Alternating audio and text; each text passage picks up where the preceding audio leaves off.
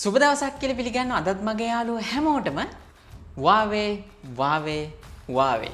මීට මාස දෙකකට කලින් ලෝකෙ පුරා ජනප්‍රියම ෆෝන් බ්‍රෑන්ඩ් එක තමයි මෙන්න මේ Huawei කියන්නේ. ඒක වෙන්න ප්‍රධාන හේතුව තමයි ඩොනල්ඩ් ට්‍රම්ප් විසින්, ඒ කියන්නේ ඇමරිකානු ජනාධිපති විසින් මෙන්න මේ Huawei සමාගමට ඇමරිකාවේ තියෙන කිසිම තාක්ෂණික දැනුමක් හෝ hardwares මිලදී ගැනීම සම්පූර්ණයෙන්ම තහනම් කරා.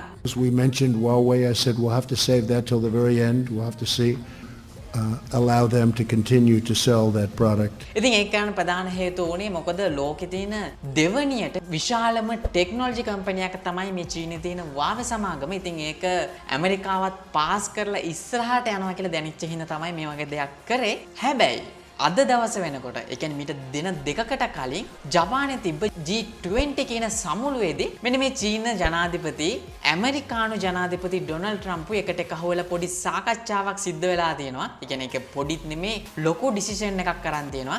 ඒ තමයි මේ වෙනකොට ඇමරිකාවෙන් පණවපු Huawei සමාගමට හැම සම්බාධකයක්ම ඉවත් කරගන්න. ඇත්තට මේ ගොඩක් ලොකු නිවුස් එකක් මෙන්න මේ Huawei ෆෑන්ස්ලට. මොකද එයාලට තහනම් වෙලා තිබ්බ ඇමරිකාවේ තිබ්බ තාක්ෂණය විශේෂයෙන්ම Android OS එක, ඒ වගේම එයාලගේ ප්‍රොසෙසර් එකට අදාළ ආකිටෙක්චර් එක, ඒ කියන්නේ ARM ආකිටෙක්චර් එක, ඒ වගේම SD card, Wi-Fi, IP rating, විශේෂයෙන්ම Facebook සහ YouTube වගේ දේවල් Huawei සමාගමට මීට පස්සේ පාවිච්චි කරන්න බෑ කියලා තිබ්බට ඔන්න දැන් ඒ හැම සම්පාදකයක්ම ඉවත් කරගෙන ඒ හැම දෙයක්ම කිසිම ප්‍රශ්නයක් නැතුව Huawei සමාගමට මිලදී ගන්න සහ පාවිච්චි කරන්න පුළුවන් තත්යකට මේ ඩොනල්ඩ් ට්‍රම්ප් ඩිසිෂන් එකක් අරන් තියෙනවා. ඉතින් කවුරුත් හිතුවේ නැහැ මෙච්චර ඉක්මනට මේක විසඳෙයි කියලා. මොකද මාස 3ක, ඒ කියන්නේ දවස් 90ක ටෙම්පරරි පීරියඩ් එකක් මේ Huawei සමාගමට දීලා තිබුණා. ඉතින් කොහොම හරි ඔන්න ඔයාලා බේසමකට iPhone එකක් මාරු කරා නම්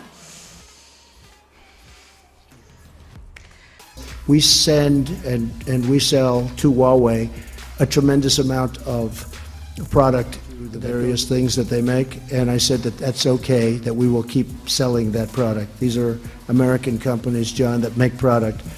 And that's very complex, by the way. What we've done in Silicon Valley is incredible, actually. And nobody's been able to compete with it. And I've agreed, and pretty easily, I've agreed to allow them to continue to sell that product. So American companies will continue.